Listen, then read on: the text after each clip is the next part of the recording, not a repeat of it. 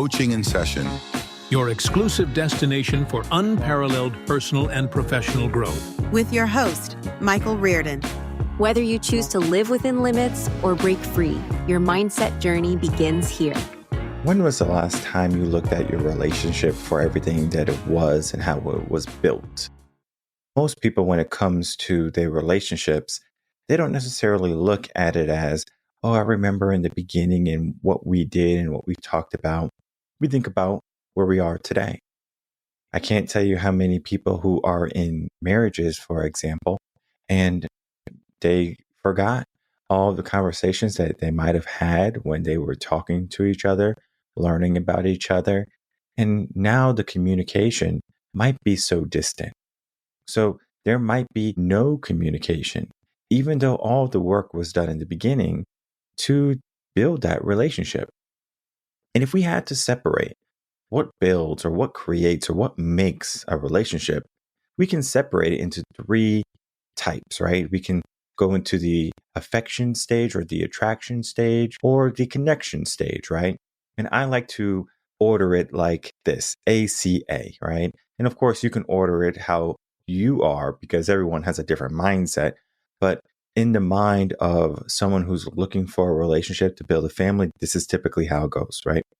You have your attraction. You're attracted to someone, whatever the attraction is, right? Intellectual, physical, whatever. You're attracted to them. Next, you have connection, right? But this takes some time. It's not all of a sudden, I feel so connected to you. Now, I know sometimes you'll watch a movie or you might hear people say, it just feels right. Like we are so connected. Okay, great, right? We can have that, right? It can happen very quickly. Does it? Maybe for some. But then we look at the last part, the affection. And the affection typically comes last. Now, when we look at it all as a whole, affection can come anytime, right? Because maybe you are super drunk at the bar and you just see a person and you just start, kissing them up or something, right?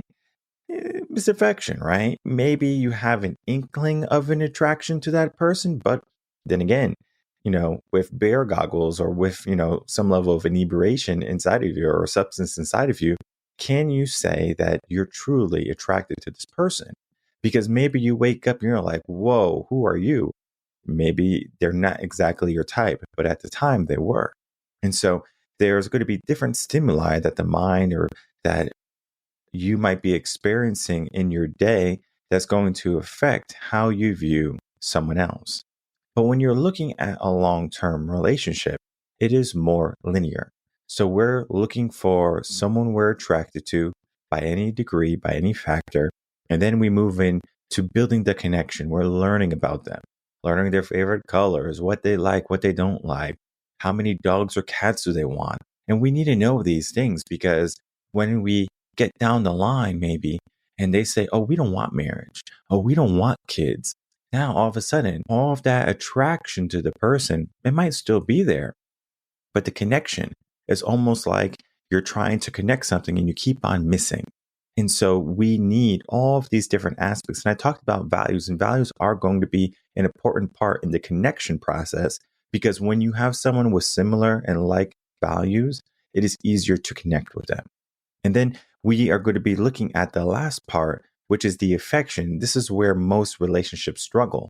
We think of men who are complaining about they're not getting sex, but at the same time, are those same men doing the same things they did when they were trying to court their woman? Are they taking them out to eat or, dates or something along those lines? Are they sending them texts? Are they back rubs, foot rubs, whatever it be? What did you do in the beginning that now you're not doing? So the affection is now waning away. And so depending on the person, what their love language is, maybe they just need gifts. Maybe they need actions, right? Just, affirmations of I'm still in love with you. It could be something as simple as, hey, food, all right? Like someone loves food and you go out to eat every week and you keep up the communication. And all of this is to be said that love can be complicated, but we don't have to complicate love. And so here I have this article, Attraction versus Connection versus Affection. When we're looking at this article, there is something to be said. And the first thing is you can be attracted to someone without connection or affection. You can feel affection for someone you're not attracted to. And you have to understand that if you want to truly be in a committed, long lasting relationship, it requires the connection, attraction, and also the affection layered beautifully.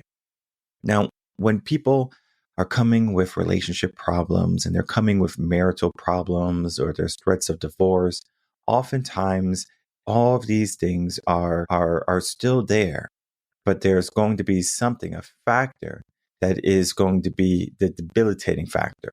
And oftentimes when it comes in relationships is finance. Finance is probably the number one reason why people break up. Someone spends too much. Someone doesn't know how to save. Someone is not being true to the budget or whatever it be, and it's causing a lot of unnecessary stress. If you know anything about the body, you know anything about the mind. The mind and the body does not like stress, especially bad stress. We like good stress. And so when we're trying to give ourselves the possibility of a life of no stress, the easiest way to do it would be to run. I don't want this in my life, so let me get rid of it. If something is broken, it is easier to throw it away and get a new one, right? It is easier, right? Think about it. If you break a plate and the plate is broken, how many pieces are that, is that plate going to be in? It could be tens, 20s, maybe hundreds of pieces, and you have to make a choice. Are you going to sit there with the super glue, try to get everything right? But the reality is that plate is not going to be exactly how it was, right? It's not going to be perfect anymore. Maybe the plate wasn't perfect to begin with, but it was a plate that was functional. And now it's a plate that might not be able to hold liquid because of the cracks. Maybe it's not safe to eat because there's chips and this could be shards of glass. And so it is no longer safe. So most people, what happens in a relationship that has been tarnished or dismantled to some level or degree, they say, what's the point of keeping this? It is too toxic. It's too dangerous. The mind is not going to just sit there and say, well, let's suffer. Let's just keep on with this broken plate. You have to be deliberate and you have to say, well, I understand there was a hiccup or there was an accident or a crack. And some people can't forgive those things. Some people can, let bygones be bygones. But the mindsets of people today, it is almost like a one and done thing. So we have to operate with our utmost care and we have to operate with our values and understanding the other person's emotions. Because if we know, for example, infidelity, right? And that's the second reason, or, the second biggest reason why people break up is if you know that person is going to leave, if you are with someone else, then it's almost a non-negotiable, right? Because then the values that you might have been building, family, etc., that might be part of the connection. And now you don't feel connected to someone who cannot even hold the chastity of what a relationship is, me and you. So this is all to say that we need to start to look at the big deep dive of what connection is, what attraction is, and what affection is, right? And maybe when it happens. So when we look at attraction, right? Attraction is going to ignite the conversation, right? Typically, maybe you're at the bar, right? Wherever you go to pick up someone. It could be a dating site, right? But let's do a bar. I think it's more enjoyable. We are at the bar and maybe someone is very beautiful across the way or handsome across the way. And you see them, you're like, oh my goodness, look at that person, right? You're getting butterflies that you might have not gotten since in high school. And you're like, I want to talk to this individual. Now, this is not to say that you have to go up or he has to go up or she has to go up or whoever has to go up, right? You have to make a decision at that point, right? Typically, that attraction can also cause some fears because we as humans do not want to be rejected. All right. It happens at a very young age when we're young children, right? 2, 3, 4 years old. We want to feel accepted.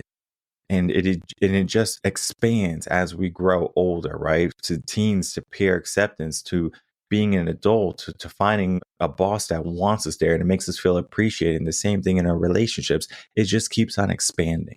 So we as humans want to feel like we are wanted, loved, appreciated. And when we go up to someone and they say no, it's almost like, I guess I can't get what I want, what I'm attracted to. And it's not that there's anything wrong with you. Now, of course, we can look at the stimulus of what will make someone more attractive, more likable, things along those lines. For example, if a guy looks really good, but he doesn't smell good, are you going to keep on pursuing him? Probably not, right? Of course, right? So hygiene is important. Maybe someone doesn't look very nice, but they have a lot of money. Are you going to hang out with them? Maybe if you're a gold digger, but long term, probably not, right? Especially if they lose all their money. So there's going to be factors in the beginning that might be make or break. So if you can go beyond the attraction part, maybe you can see the connection part sooner. So when we have two people, right, we take two different people, someone who's attracted to the person across the bar and wants to go talk to them and maybe makes the move, or maybe the person who's not really attracted to someone, but they feel like as if, they're interested in this person because maybe they have a dog chain. Maybe they have like a shirt of a favorite band or something, right? There was something that that brought some level of connection. Now, you can go up to someone that you're completely not attracted to, understand, okay, well, why am I doing this or why am I talking to this person? And then fall in love, right? Most of that is Hollywood, right? Now, if a guy, for example, is very persistent, asks 15 times for a date or something like that, and you might not be completely attracted to him. It happens all the time. The woman might say, at the beginning, I wasn't attracted to you, right? You were overweight. You were kind of a slob or something, right? She's making all these excuses, but then the connection happened, right? So they, in the scheme of a relationship, attraction only has to be there for one person in order for it to truly begin the process for connection at the next level. Now, if you are not attracted to each other and maybe you are just looking for affection, that is very possible because in our world today, in our hookup culture, most people, they just kind of want to hit it and quit it, or just hit it and be friends with benefits or something along those lines. Yes, they might have some level of connection because intimacy and sexual intercourse can cause that. But the reality is the connection is only the sex. It's only what you're due, in the, at 1 o'clock in the morning or something, or when you get off work or when you have some free time. But here's the kicker. If one or the other finds someone else that they're also attracted to, that they truly feel a love connection with, like they want to start a family with, they will leave that old relationship that they have built of just affection on the wayside. So we know that affection is not strong enough to hold a relationship, but we know that affection is important in a relationship to hold it. And this is a conundrum, right? Because we might say, if we're being affectionate, if we're doing the things, if we're, having sex 3 to 4 times a week or whatever you have, and you're saying, well, we're doing what we think we need to do, right? But that's not what true affection is, right? It's not just the aspects of procreation. Affection can be holding hands. It could be communication. It could be going out, separating your days so you can spend more time with someone. And we have to look at the three once more, because when it comes to being attracted to someone, right, that attraction can wear off very quickly, especially if someone does something to be off-putting. I think of, like when I was in college and, young, most of the time I wasn't looking for connection. I was looking for attraction. I'm attracted to this person, and then I want to be affectionate to them, right? And that's going to be the majority of men, right? Now, when they get older and they want to settle down and start a family, now we're looking for connection, right?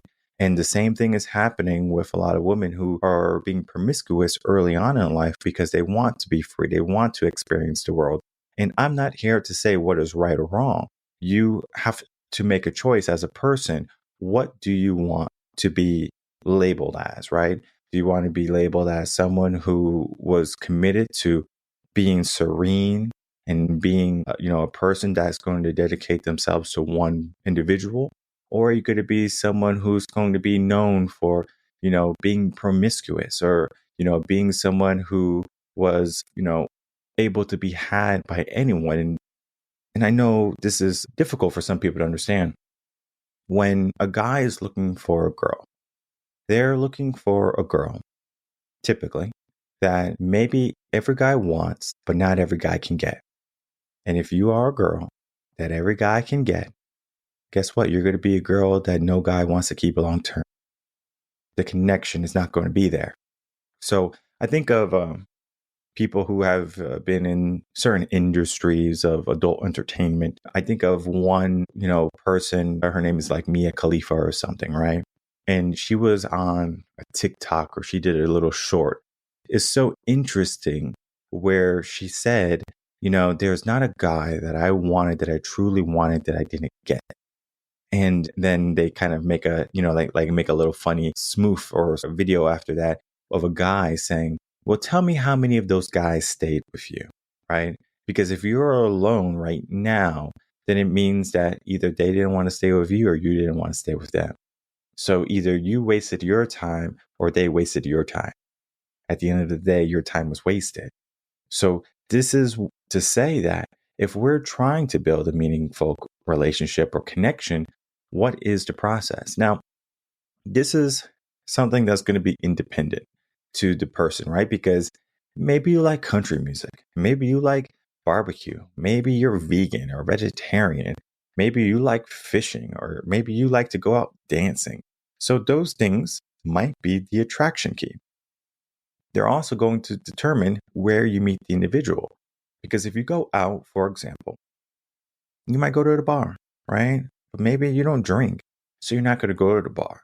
So where do you go, right? You can go to church, you can ask friends, or you can go to dating, like speed dating. You can also go to, your workplace and things like that. I'm not saying you need to go to your workplace and look for relationships. You need to go to your workplace to, make a living. But you never know where you're going to find love. Next big one is the online dating, right? Online dating. And you can find people from a profile. So typically what happens in the profile is you say everything that you like about yourself or what you like about a person. And you will say you're this, or you're that. And you put your best pictures up. You're not going to put your worst pictures up typically. You put your best pictures up, or any picture that you have. And you basically, cast the reel. The line is just there and you're just waiting for a bite. And maybe someone hits and asks, hey, how you doing? You begin the conversation. And typically, what was the reason why you reached out to them was because you were attracted about something from their profile, whether their picture or the words. Something attracted you to them. Now, of course, I know there's some people who just kind of swipe right, and they're just hoping to get it, some hit or something, right? It happens. But now we're trying to feel a connection, right? So you start the conversation. Maybe the conversation is really good. And now you say, let's go to the next level of connection. Well, the next level is going to be, let's go for a date or something, right? Maybe the date is good. Maybe the date is bad. And I find that you have more conversations than you do dates. And then you're going to find yourself that those dates are going to lead to the end of the conversation, meaning you found out something during that date that was a turnoff to you, right? And it could happen in time. It can happen in a couple of weeks where you learn about someone. Maybe their ambitions are not exactly where you want them to be. Maybe their views or values are not exactly what you wanted. So the connection, even though you were both trying to build it, it didn't happen. Now, there's a very good possibility that the attraction on the initial stage can lead to affection, and you over jump the connection, especially if someone is just looking for a moment of pleasure. In our world today, many people, they love pleasure. They love instant. They love, hey, like give me this now. We have to do better at, if we want something to last long term, we just can't be all, hit quick and run. It's more of let's sit and talk and figure out how we can walk forever. And so this article here, when I'm talking about attraction, connection, and affection, it talks about all of the different things of what attraction, connection, and affection is, right? We know that attraction ignites the interest, but that's only surface level. We know that connection is built over time, and it creates the emotional safety, shared values, as I was talking about, and it creates the meaningful engagements that you want. And then the last part, the affection, it has to be done daily. It's not something where it's like, oh yeah, on Mondays and Thursdays, that's our day when we're going to be affectionate to someone, right? It could be holding hands. It could be, a kiss goodbye in the morning or a hug when you get back home. It's the small things. And we do this for our children, even though it's not in the romantic sense, but we show them that we care, right? We show them that we're connected to them. We give them hugs. We throw them in the air. We say we love you. But why don't we do it for our partners? Why don't we do it for our, like the people we committed our life to, right? Our significant other. It is almost mind-boggling how we can do something for someone else, but we can't do it for someone else because we think in our mind that they should just know. And the reality is maybe they do know, but maybe they need some reconfirmation, right? And so you have to reaffirm your love. You have to reaffirm the connection. You have to reaffirm daily the affection that you give them. It is not something you just do haphazardly, because if you do it like that, you're going to find yourself down the road and will be wondering, where am I? Why am I in this relationship with with our roommate, where now you have lost a connection? Because maybe at one point you were, but it can, be lost so quickly, right? Connection is fragile. Attraction can always be, putting on a makeup or a suit or a dress or going to the gym and looking the part, getting a clean haircut, right? That could be attraction. That can be easy. But then we look at the affection part, right? That's even easier, right? A handhold, a kiss, a hug, whatever it be, that can also be easy. So people do the easy parts and they forget the most important part, the connection part, right? Building that, making it last long term. I can only imagine, you building a house with toothpicks instead of 2x4s, or without concrete and just kind of, using sand from the beach. You're going to have some big problems. And so we have to do a better job at bridging bridging these three areas, right? The ACA is what I like to call it. The attraction is the initial, the connection is the middle, and then the affection is everything. And if you think about an Oreo, it doesn't matter what kind of Oreo. It could be, the chocolate ones or the vanilla ones, whichever ones you like. Just think about that in your mind, put it in your mind, and think about what kids do typically. They take apart the outer shell and they just lick the cream, right? The cream is the best part. That is the connection. So we know the best part. We know what needs to be done, but sometimes it can feel a daunting task. Maybe it feels as if no matter what you do or how you do it, you can't get your feelings across to the person that you would like to receive them. And all of that is to be said, I encourage you to check out this article here, Attraction versus Connection versus Affection, and why understanding these three is going to be the key to either building or saving your relationships. So the link is right down in the description box below. Read it, learn about it, share it with someone who maybe is looking for a relationship or who might be struggling in their relationship. And just understanding these three simple points can be a game changer into understanding that love can be yours if you know what you're looking for.